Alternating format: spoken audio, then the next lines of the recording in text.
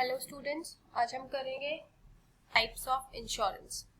मैंने आपको कल भी बताया था इंश्योरेंस बेसिकली अगर हम ब्रॉडली बात करें तो दो पार्ट्स में क्लासिफाई होती है।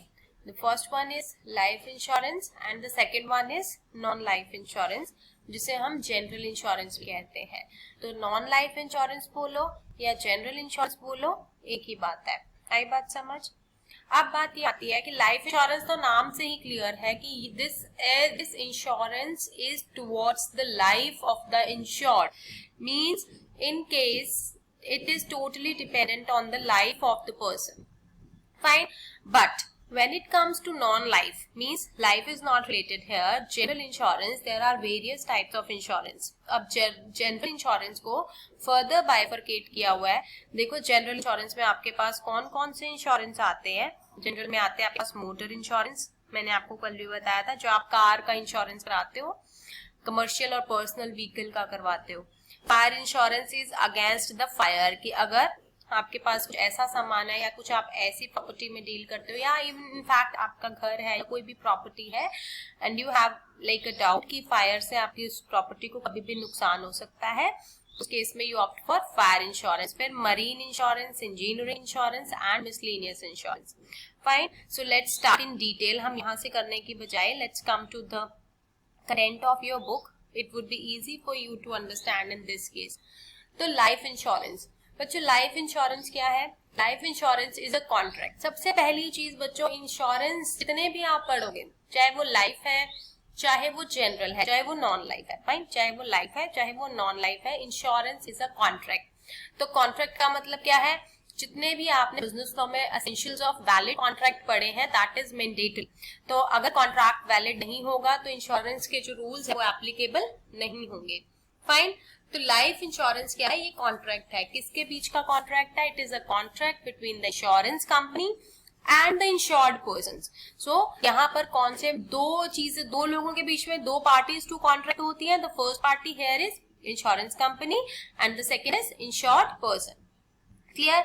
अब यहाँ पर क्या होता है इंश्योरेंस में, लाइफ इंश्योरेंस में जो भी अमाउंट है वो रीपे कर दिया जाता है इंश्योर्ड को। किन केसेस में? देयर आर स्पेसिफिक केसेस जहां पर रीपेमेंट होती है by the insurance company to insured. Now what are those cases?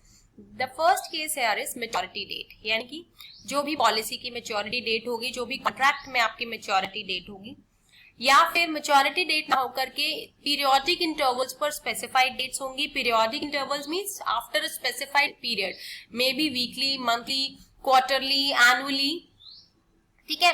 तो वो फिक्स उसकी जो डेट्स हैं वो भी फिक्स्ड होंगी। And on the date of death if it occurs earlier, यानी कि अगर मैच्योरिटी डेट और स्पेसिफाइड डेट से पहले इंश्योर्ड की डेथ हो जाती है तो इन दैट केस डेथ पे भी रिपेमेंट होगी। Repayment means who is making the payment again, that is the life insurance company, and to whom the payment is made, the person is insured. Insured is the person who has paid the life insurance premium, clear, to the insurance company. So life insurance क्या है? It is useful for all including individuals and the businesses. So there are various types of life insurance. Life insurance के आगे further बहुत सारे types हैं. See, the first one here is whole life insurance policy. Whole life insurance policy, जैसा कि इसके नाम से ही प्रतीत हो रहा है, क्लियर हो रहा है कि यहाँ पर जो इंश्योर्ड है वो प्रीमियम देगा, और कब तक देगा? Throughout the life time, whole life, अपनी पूरी जिंदगी। जब उसने इंश्योरेंस प्रीमियम जब उसने इंश्योरेंस पॉलिसी बाय की, जिस वक्त उसका और इंश्योरेंस कंपनी का कॉन्ट्रैक्ट हुआ, तब से लेकर के उसने प्रीमियम पे करना शुरू करना है। और वो कब तक पे करेगा? थ्रू आउट हिज लाइफ, जब तक वो रहेगा। And in case of demise of the insured, तो वहां पर जो भी सम इंश्योर्ड होगा वो क्या किया जाएगा? जो भी इंश्योर्ड का नॉमिनी है उसको लाइफ इंश्योरेंस कंपनी पेमेंट कर देगी। क्लियर? एक पर्सन ने इंश्योरेंस कराया, ठीक है, मान लो 40 इयर्स की एज में कराया, वो एनुअली प्रीमियम पे करता था, वो करता रहा और 70 इयर्स में उसकी डेथ हुई। मान लो 70 में हुई, तो जब भी 70 में उसकी डेथ हुई तो जो भी नॉमिनी उसकी पॉलिसी में होगा उस नॉमिनी को वो पैसा मिल जाएगा। और ये भी हो सकता है उसने 40 में इंश्योरेंस कराया, 42 में ही उसकी डेथ हो गई, तो इवन इन दैट केस जो सम एश्योर्ड है वो नॉमिनी को मिल जाएगा। Clear. The second is endowment policy. Endowment policy का मतलब क्या है बच्चों, यहाँ पर एंडोमेंट पॉलिसी किससे रिलेटेड है? The endowment period means the specific period for which the policy is taken. तो यहाँ पर ये एंडोमेंट पॉलिसीज वो पॉलिसीज होती हैं जब आप एक स्पेसिफिक टाइम पीरियड के लिए पॉलिसी बाय करते हो।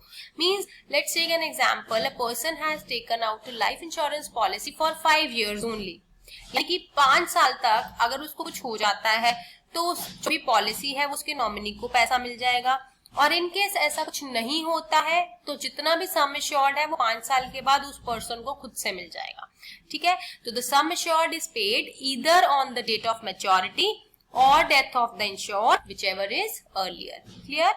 The next is joint life policy. ये आप लोगों ने पार्टनरशिप अकाउंट में बहुत बार पढ़ा हुआ है, but still I am going to give it repeat, like एक आपको फिर से बताने वाली हूँ that what is the joint life policy. As the name indicates, this is a policy on joint lifes. ये पॉलिसी क्या है कि जॉइंटली एक या एक से अधिक व्यक्तियों ने मिल करके पॉलिसी ली है। तो उन जो ग्रुप ने एक पॉलिसी बाय की है, मिल करके जो 7-8 लोगों ने जो पॉलिसी बाय की है, ज्यादा लोगों ने बाय किया, तो उनमें से किसी एक की भी अगर डेथ हो जाती है तो जो उस पॉलिसी का सम एश्योर्ड है वो बचे हुए जितने भी सर्वाइवर्स हैं उस ग्रुप में, जितने भी लोगों ने मिलकर के पॉलिसी ली है, वो सर्वाइवर्स को मिल जाता है। Fine. And if all the joint holders of the property survive, किसी को कुछ नहीं होता और एक पार्टी का जो इंश्योरेंस कॉन्ट्रैक्ट का टर्म ओवर हो जाता है तो भी सम एश्योर्ड है वो मिल जाएगा on the date of maturity to all the survivors. Clear. The fourth type of joint life policy is annuity policy.